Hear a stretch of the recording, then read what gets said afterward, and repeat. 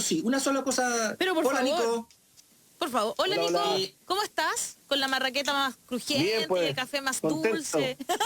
El tema dulce, la barraqueta más crujiente. Claro. Con tinto, señor, Nunca. con tinto.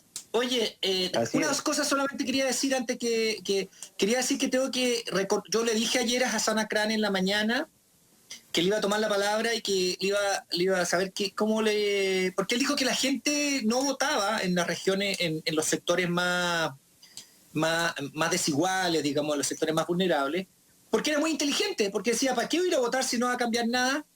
Entonces le dije, bueno, te voy a tomar la palabra y vamos a ver si aumentaron su votación, porque ahora sí pueden cambiar. Y efectivamente fue, po.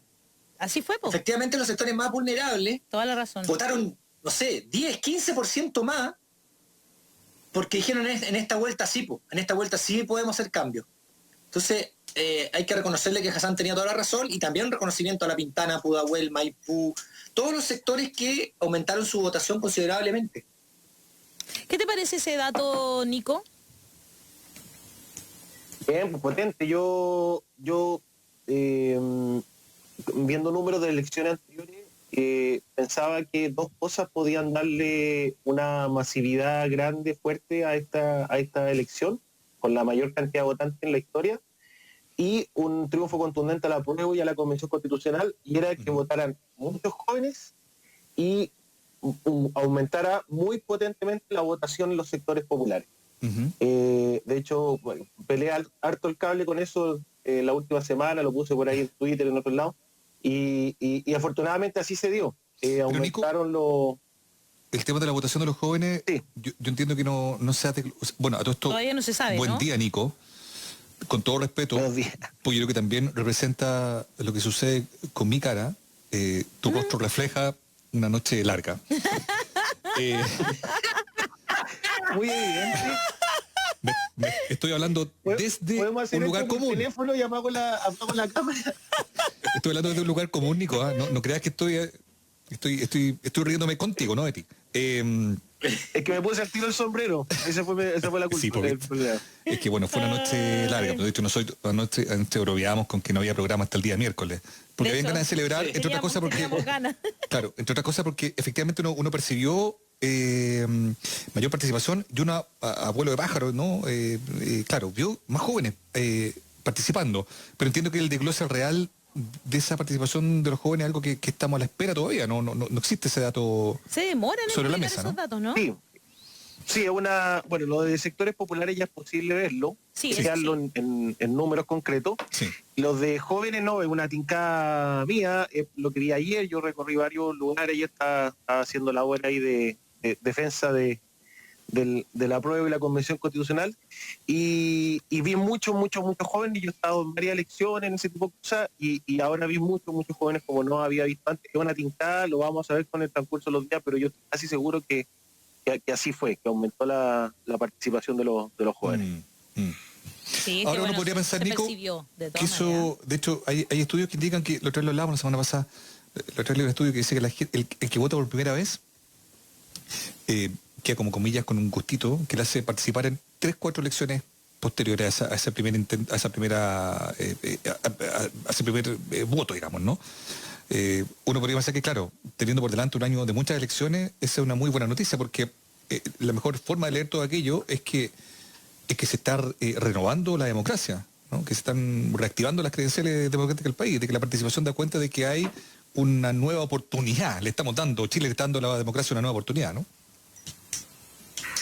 Y además, se agrega a eso, Mauricio, que yo coincido, bueno, en algún momento la pandemia se tendrá que acabar, ¿no? Ojalá más temprano que tarde, Ojalá. y sin pandemia también debiéramos tener un aumento de votación de gente que no quiso votar ayer por no arriesgarse, por no enfermarse, por aglomeraciones que vimos. Se vieron muchas filas en muchos lados, pero dentro de los recintos había poca gente. La gente estaba afuera. Sí, muchas filas los fuera, recintos claro. tenían un aforo máximo, que no lo podían pasar. Esas imágenes yo creo que también pudieron desincentivar después en la tarde, después del horario para adultos mayores, a que la gente fuera, porque se vieron muchas filas. Bueno, sin pandemia todo eso no existe tampoco, porque la gente está en los locales, Claro. todo más expedito. Entonces yo coincido, Mauricio, creo que la próxima elección, o sea, que es probable que aumentemos la participación en un contexto sin pandemia. Ahora yo creo, y esto va a depender cómo se dé el debate, mira, las dos elecciones que vienen ahora, va a venir una primaria ahora a fines de noviembre de gobernadores regionales. Yo creo que eso está bien débil, eso hay que reforzarlo, que la gente ojalá pueda meterse, saber qué es lo que va a hacer el gobernador regional. Yo dudo que la gente participe mucho en ese espacio, queda todavía un mes para reforzarlo, y la próxima, ya en abril, para la constituyente, municipal, concejal, etcétera, que yo creo que también va a tener una buena participación porque los alcaldes, alcaldesas, la gente lo siente muy cercano, entonces suelen tener buena votación. Sí. Además, en los convencionales, el capítulo 2 de lo que ocurrió ayer. Oye, de hecho, perdón, que quería contarles que mientras estábamos terminando el bloque pasado, estaba hablando Jorge Sharp en la televisión y estaba diciendo que la Asociación de Municipalidades se pusieron de acuerdo para empezar, viste que también fueron un gran ellos también fueron como un gran catalizador de todo esto que comenzó, sí. ¿Verdad? Fueron los primeros que dijeron, oye, hay que escuchar a la gente, ¿no es cierto? Vamos a hacer hicieron una votación virtual, ¿se recuerdan? Y ahora también parecen ser los primeros que tomaron esa batuta y dijeron, no, esto es del pueblo y hay que empezar a hacer cabildos. Eso fue lo que dijeron. Dice, tenemos que hacer lo antes posible, cabildos, para que esto no quede en nada. Queda mucho trabajo por delante, pero esto nos dice que tenemos que escuchar al pueblo. Palabras de Jorge Sharp, quien dio este punto de prensa, pero representando a la Asociación de Municipalidades de Chile. O sea, los alcaldes, como bien dice Nico, ya se están poniendo las pilas para empezar a armar estos cabildos que ayuden, ¿no es cierto?, a sistematizar y a que los constituyentes, cuando sean elegidos, ¿verdad?, ya puedan usar ese material, seguramente, ese insumo. ¿Le puedo sumar una pregunta, Nico? Bueno, por supuesto. Respecto a lo mismo, Ale, o un poquito más por ese lado, digamos, pero pareciera que, de hecho, hoy día leía a un analista que decía que el día después, ¿no? Hoy día ya se desatan 3 carreras. La presidencial, porque necesitan ponerle rostro a los proyectos. Se desata la carrera de los convencionales, como decía Nico, como también ahí recién explicaba la Ale. Y lo otro, la tercera, que quizás es la más importante, y lamentablemente quizás va a ser la menos observada, los contenidos, la carrera por los contenidos constitucionales, ¿no? Nico, ¿cómo observas lo que va a pasar ahí y dónde deberían estar las prioridades respecto de esas 3, comillas, carreras que se activan a partir del día después? Sí, el tema de los contenidos ya venía teniendo alguna fuerza. Nosotros, por igualdad, hemos estado trabajando hace harto rato en contenido, al menos 5 o 6 años, tenemos una serie de libros, propuestas, documentos. Bueno, y por lo mismo hemos estado en distintos espacios de debate, de discusión, y uno nota que el giro del tipo de conversatorio a los que nos convocan, porque hasta hace un par de meses atrás te convocaban a explicar un poco el plebiscito, por qué es importante una constitución, de qué se va a tratar el proceso constituyente, y ya desde un par de semanas hacia atrás nos están convocando a discutir contenido. Yo creo que es lo que viene ahora, que es lo potente, que son los temas relevantes. Bueno, ahí yo creo que Daniel está haciendo un tremendo aporte con el programa que está haciendo los jueves, y esa es la discusión, para allá va. ¿Qué creo yo que es lo más relevante? Yo creo que hay 3 aspectos sustantivos para la discusión. Primero, el tipo de Estado. ¿Cuál va a ser el tipo de Estado que va a tener Chile? Si vamos a mantener este Estado subsidiario, con las manos atadas, incapaz de resolver problemáticas sociales, políticas. Claro, o sea, no, pero primero un modelo de Estado. ¿Qué puede hacer o no hacer el Estado? O vamos a avanzar a otro tipo de Estado. Segundo, modelo de gobierno, lo que decía la Ale. Hiperpresidencialista, cuánto rol va a tener el Parlamento, las facultades del presidente, el poder en las regiones, si van a tener más poderes, vamos a concentrar el poder hacia las regiones, etcétera. Y tercero, los derechos sociales, los derechos políticos, sociales, las libertades que contempla la Constitución. Ajá. ¿Con qué profundidad se van a proteger derechos? ¿Qué tipo de derechos se van a garantizar? ¿De qué forma? ¿Qué obligaciones va a tener el Estado? ¿Qué obligaciones van a tener los privados? Yo creo que eso, hay mucho más temas, pero yo creo que esos son los 3 ejes más relevantes para lo que viene.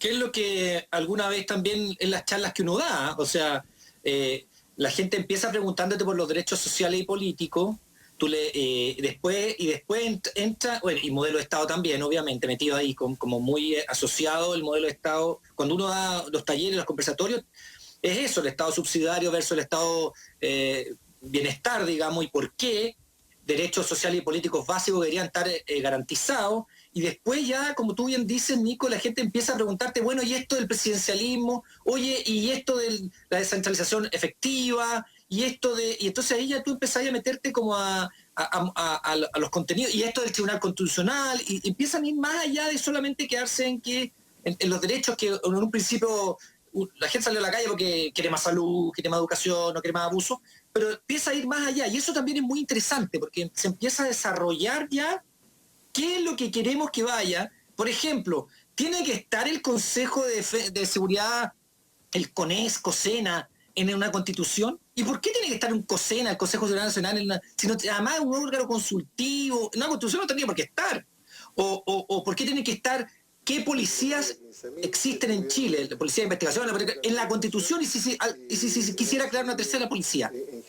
Hay que modificar la constitución para crear una policía del tránsito, por ejemplo. ¿Me entiendes? Entonces hay muchos temas que hay viendo despejando, y muchos de ellos tienen que ver además con los resabios de la dictadura, todo este engranaje de protección militar, que también uno puede ir cuestionando. Entonces es muy interesante que la gente misma, como dice el Nico, va preguntándote ese tipo de cosas, acorde va haciéndose más cerca la elección de los constituyentes, y bueno, se hacía más cerca también este plebiscito. Pero ¿qué es lo que va en la Constitución? Primero yo en las primeras charlas daba una explicación de lo que era la Constitución en general, y de ahí, y ahora no, ahora estamos viendo, y por qué esto, y eso es muy interesante y a mí me gusta mucho. Lo segundo que quería preguntarte es, ¿cómo votó el Chino Río o no votó? No. Parece que no votó, porque dicen que no encontró la mesa constituida. Claro, parece que querían dejarlo de vocal de mesa y como que se arrancó, una cosa así. Oye, pero si ya te tomaste un avión, ¿qué te cuesta quedarte ahí en la mesa un par de horas? No le pidamos lógica a quien no la tiene. Hay homenaje a Esteban Paredes, que se quedó como vocal y cumplió su deber. ¿Quién? Esteban Paredes. Pues. Esteban Paredes, sí. ¿No te creo? Sí. Qué buena, pues, no lo había visto. Así que, bien, se pueden hacer las dos cosas, ser ídolo y cumplir. Totalmente, se pueden hacer las dos cosas.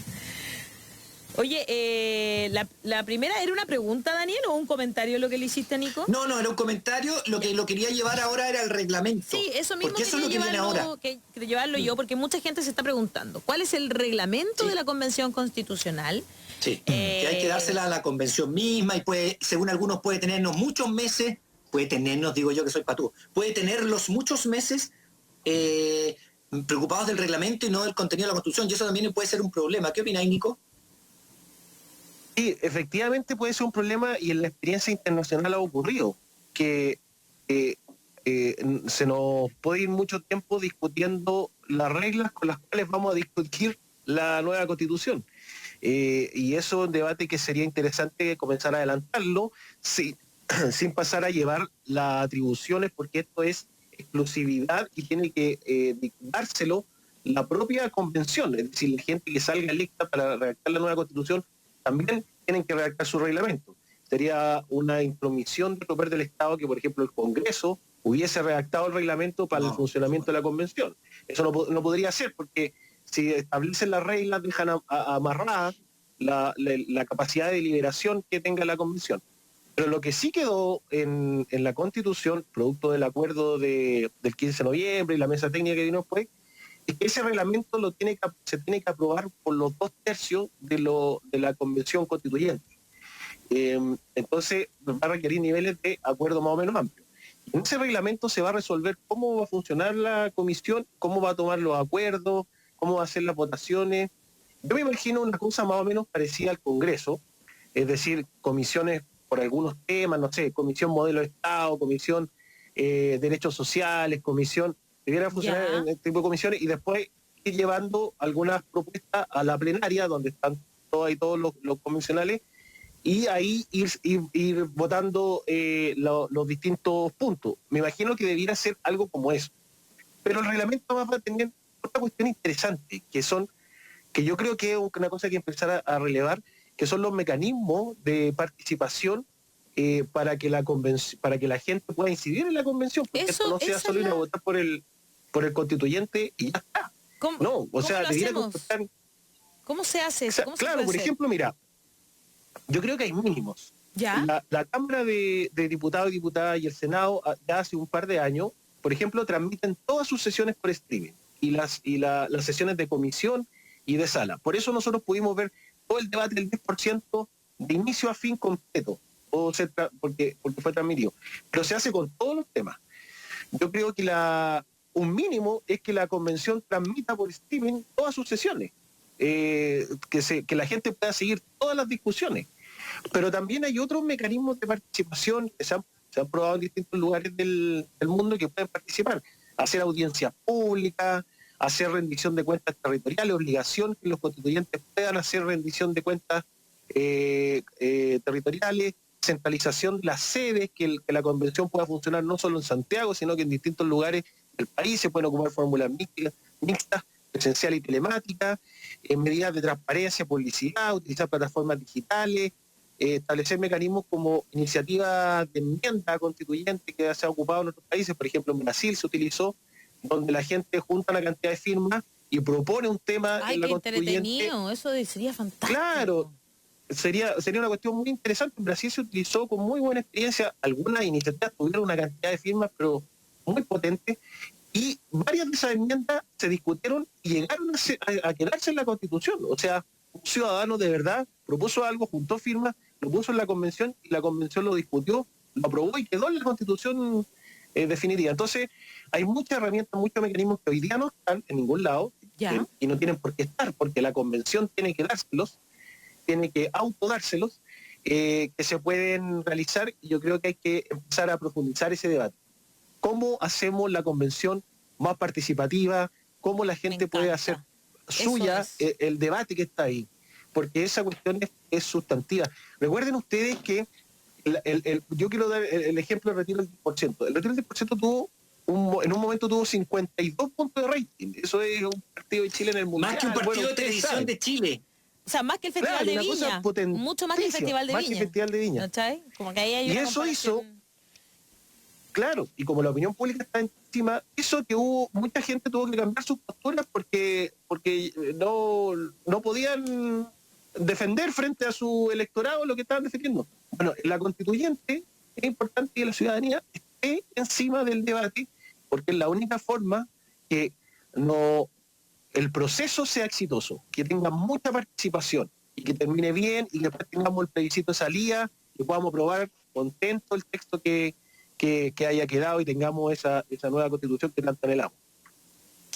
Pucha, y además, acordar que el plebiscito de salida es obligatoria Eso va a ser increíble. El voto es obligatorio, ¿eh? Sí. O sea, ojo con eso.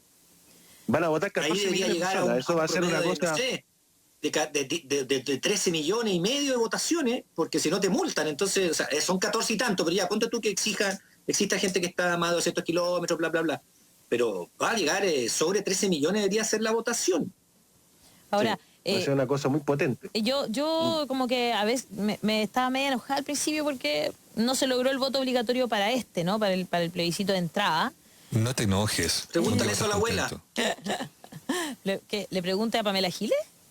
Porque sí, pues ella votó en contra. Lo que pasa es que hay un tema también de muchas personas que sienten que al principio cuando recién se puso el voto voluntario, digamos, que también ahí había una deuda que como que se esperaba que ese voto voluntario hiciera que los políticos nos escucharan, que pasaran cosas como la que está describiendo Nico con el 10%. Pero eso no pasó hasta después del 18 de octubre, ¿verdad? Y creo que la votación de ayer un poco demuestra que si tú sientes que puedes cambiar las cosas realmente con la votación, la gente va a ir a votar. Efectivamente, no sé si... O sea, como que ahora me cuestiono si es tan necesario el voto obligatorio o no, pero... Cuando hay buenas razones para votar... ¿no es cierto? Claro que sí. Eso siento, por la cuando gente... tienes que enfrentar un Guillermo Piñera, no es muy estimulante la idea de ir a votar. Esa es la sensación mía, al menos. ¿O no, Nico? ¿Está ahí, Nico?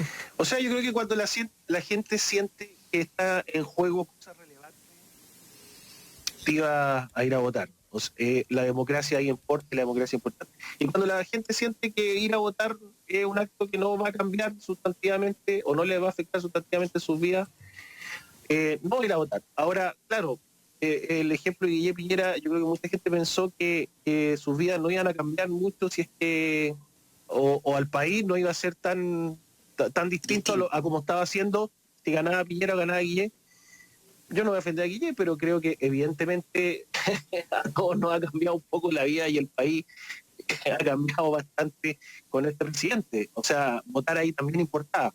Bueno, yo creo que la gente tuvo la conciencia ayer muy... Se abrieron los ojos. Tuvo la conciencia ayer, sí, muy potente de que votar en esto afectaba su vida diaria. Yo vi mucha gente que la entrevistaba, la gente decía, yo vengo por este tema, por este otro tema, vengo porque me parece que esta cuestión es muy injusta, vengo porque han pasado muchas cosas malas, vengo porque la Constitución es de la dictadura. O sea, la gente hacía propio la votación, pero ahora hay que hacer propio el proceso, y eso es lo más relevante, que el proceso siga con esta fuerza y ojalá aumente la fuerza, porque los procesos constituyentes en el mundo, y esto vale, en todos los países que ha habido este tipo de procesos constituyentes, el voto de salida es obligatorio, porque la validación de la nueva constitución es una cosa tan relevante que hay, así como un consenso internacional, que tiene que ser todos los ciudadanos tienen que participar. Perfecto. Es como el piso mínimo. Claro, no. Hay un informe bien interesante ahí del PNUD, del Programa de Naciones Unidas,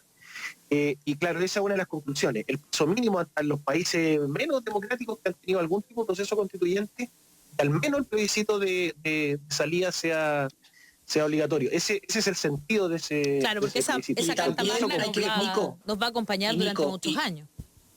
Y Nico, hay otra cosa que también hay un consenso, que la aprobación del articulado de lo que se redacta en la nueva Constitución no puede ser por 50% más uno.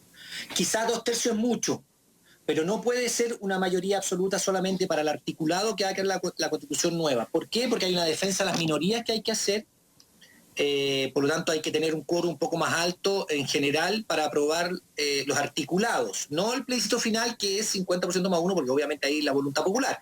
Pero en el articulado siempre se pone 3/5, no sé, 4/7, no sé, cosas como quórum un poco más alto que 50% más uno en la aprobación de las instituciones, el articulado que va a quedar, o estoy equivocado, Nico. Sí, en la experiencia internacional, 4/7, mayoría calificada, es lo más común, 3/5 también. Hay experiencias con 2/3. El proceso constituyente de Nelson Mandela, la constituyente tenía 2/3. Hay ejemplos para todo. ¿Pero por qué? Porque tratan de crear pactos sólidos de mediano a largo plazo, y por eso está esta mayoría. Lo que no puede ocurrir es lo que ocurre con la Constitución actual, que después, cuando necesitemos reformarla, existan fórum altísimos que petrifiquen el consenso y el acuerdo que se tenga en esta Constitución. Porque el próximo año van a haber estos acuerdos, pero en 5 o 10 años más probablemente la sociedad va a cambiar y va a necesitar adecuar la institución a esos cambios.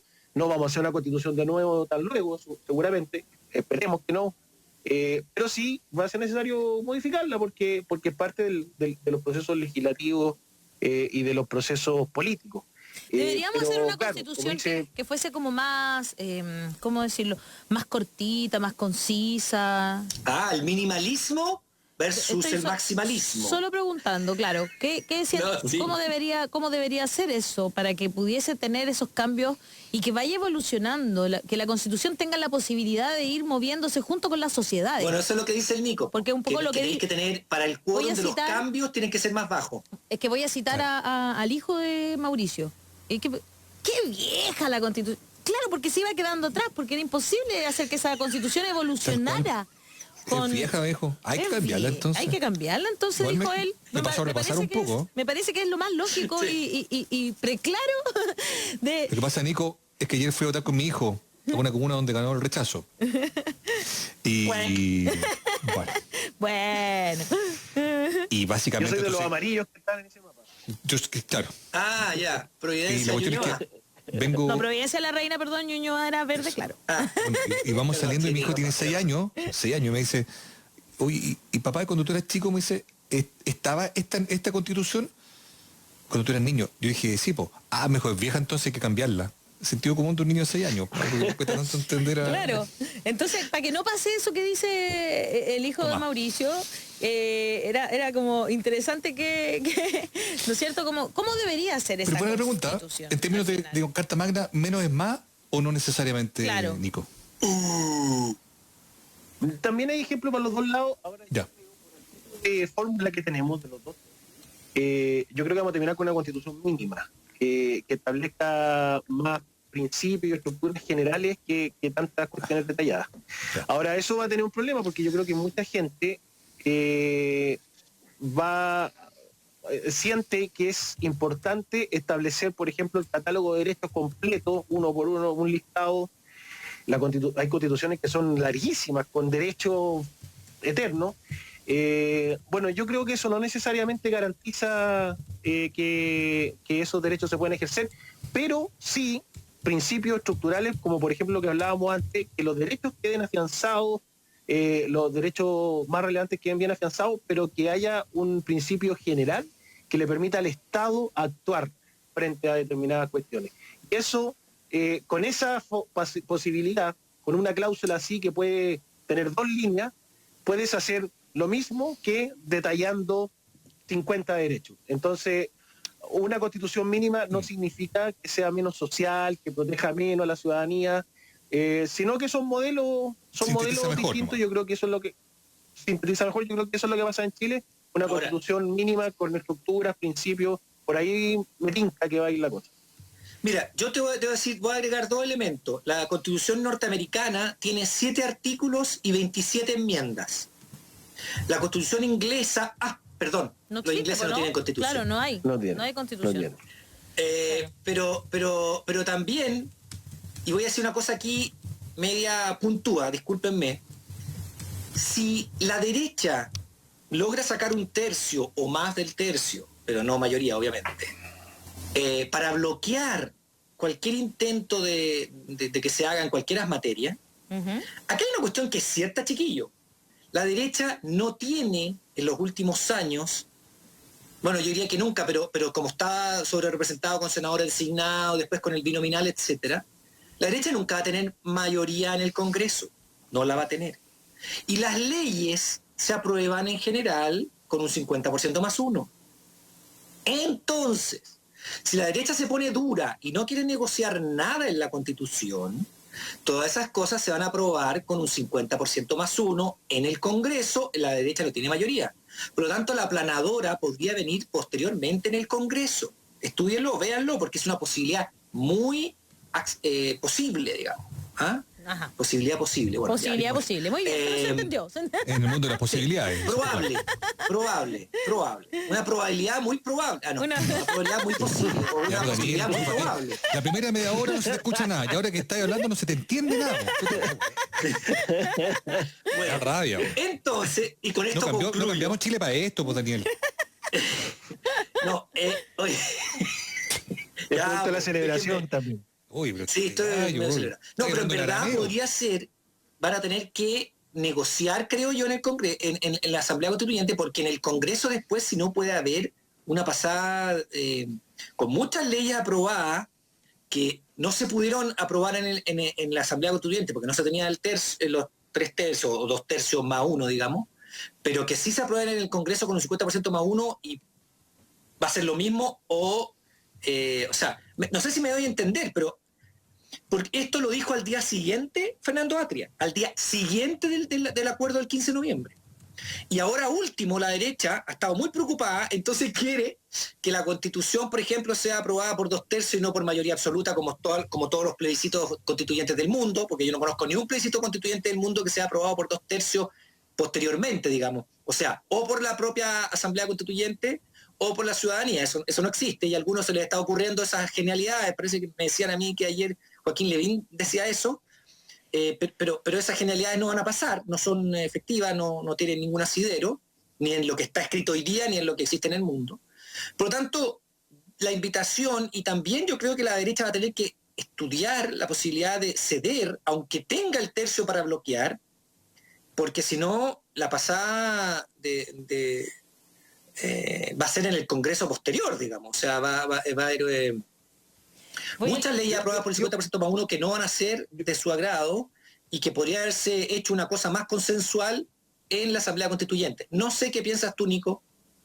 Quiero dar un ejemplo, porque estoy completamente de acuerdo con tu idea. Quiero dar un ejemplo. Ya, el Tribunal Constitucional. Para poder entenderlo, y yo creo que no estoy entendiéndolo tan bien. Dale. Pucha. Claro, pero Nico es más capo que yo. Puede que yo tenga mucho sueño también hoy. Sí, estamos todos medio a mitad de batería. Pero para tratar de graficar lo que dice Daniel, el Tribunal Constitucional es una cosa que tiene muchas facultades, una composición que no nos gusta, tiene muchas atribuciones, bloquea lo que hace el Congreso, etcétera, etcétera. Tercera Cámara, todo lo que se ha dicho. Entonces, el Tribunal Constitucional podría ocurrir que ciertos sectores más de izquierda quieran eliminar el Tribunal Constitucional y pasar esas facultades a la Corte Suprema o distribuir esas facultades de otra forma. Yo soy uno de esos. Ya, yo también, somos dos. Entonces, se podría eliminar el Tribunal Constitucional. La derecha obviamente va a querer mantener el Tribunal Constitucional. Entonces, para llegar a los 2/3, es posible que la derecha trate de buscar un Tribunal Constitucional con menos facultades, quizás con otro tipo de composición, pero dejarlo afianzado en la Constitución y con eso tratar de ponerse de acuerdo con quienes quieren eliminarlo y dejar un Tribunal Constitucional más acotado, con otra composición, con otras facultades, para que, terminar la idea, Mauricio, para que el Tribunal Constitucional quede en la Constitución.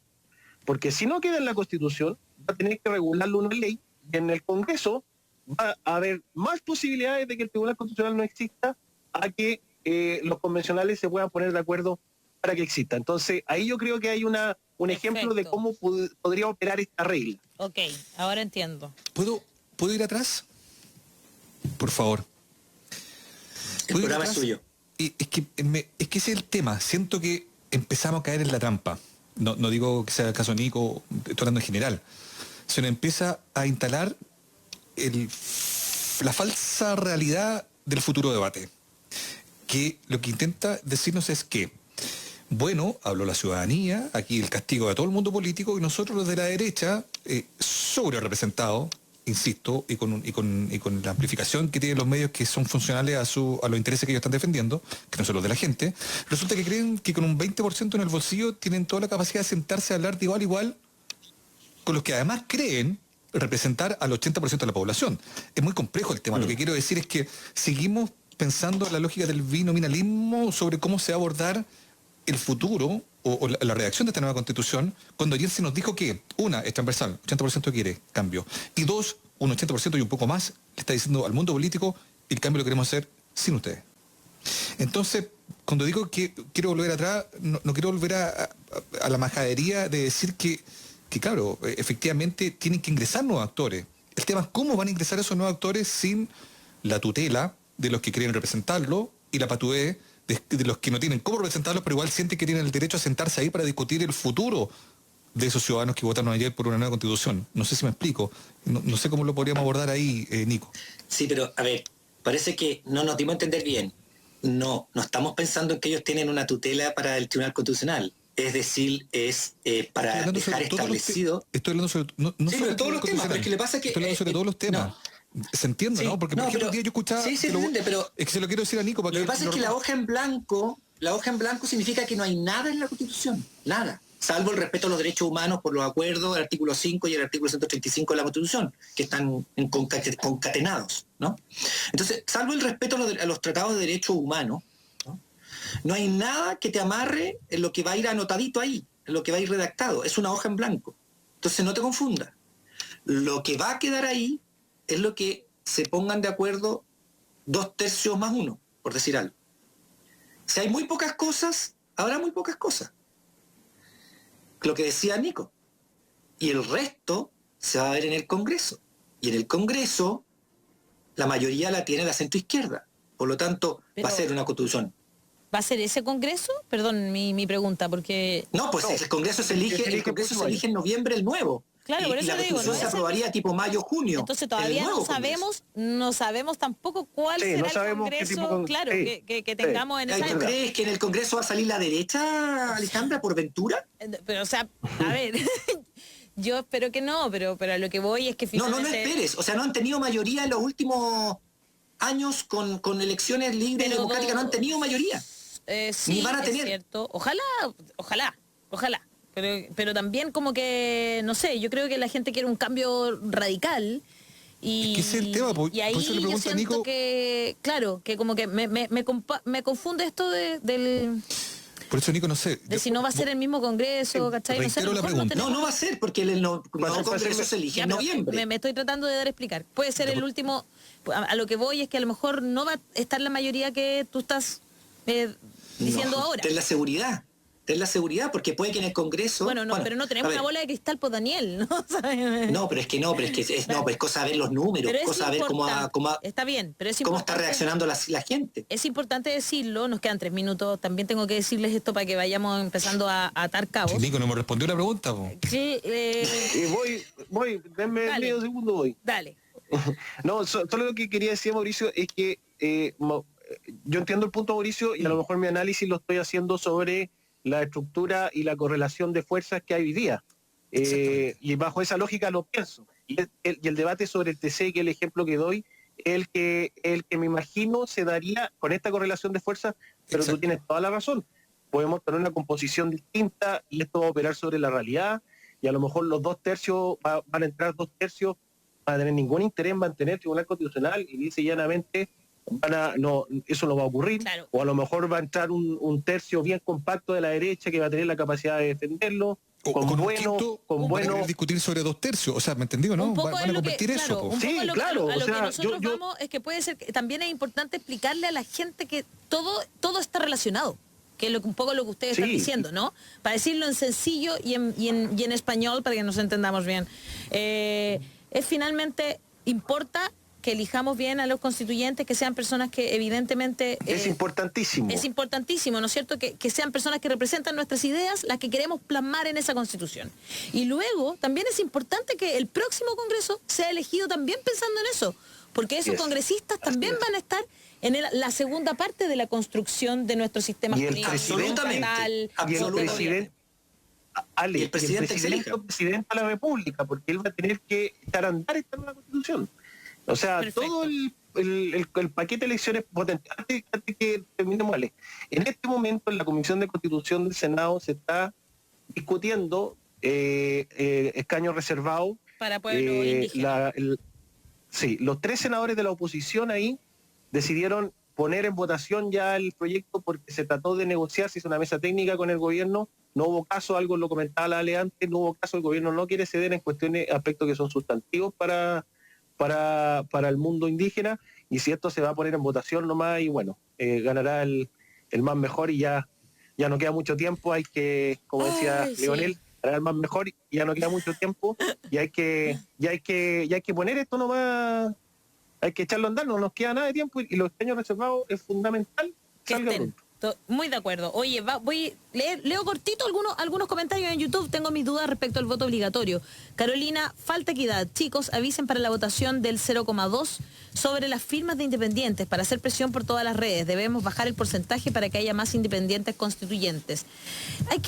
Ahora hay que Senado. exigirle a Está en el Senado eso. Sí, está en el Senado ya. Se puede hacer. Entonces hay que estar ahí pendientes de eso. Esperanza Muñoz, nosotros ocupados de mirar al Chile real. En televisión, en el 13 Calderón sale de la cárcel, Chilevisión con Lavín, Mega con teleseries, TVN con participación en homicidio de larga duración.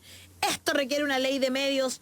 Hay que hacer también ahí el derecho a la información y a la comunicación como derechos humanos también, ¿no? Televisión, el canal más visto en la cobertura del plebiscito. Algo dice puede eso. uno leer ahí también, ¿no? Exactamente. Luis Becerra, ya se logró la masa crítica de la entelequia cultural del país. Rafael Contreras, Chile Wow. Vamos, nueva mayoría, ex concertación, FA, PCPD, PR, no queremos verlos ni en pintura, dice Rafael. En Facebook, Sol Ávila, ahora no le resten peso a la ciudadanía, ya no vamos a seguir con los mismos. Cintia Sangüesa, tiene razón Mauricio, esa forma de pensar Chile está enquistada en nuestro cerebro político. Debemos sacudirnos de ellos. Estamos enfermos de binomialismo. Paulina dice, ¿se imaginan la dinámica constituyente igual que la del Congreso actual? Bueno, un poco eso es lo que hemos estado conversando justamente hoy. Y ya se nos acaba el programa, pero antes de irnos yo tengo que contarles algo muy, pero muy importante. Porque hoy estoy tratando de subir, aquí está.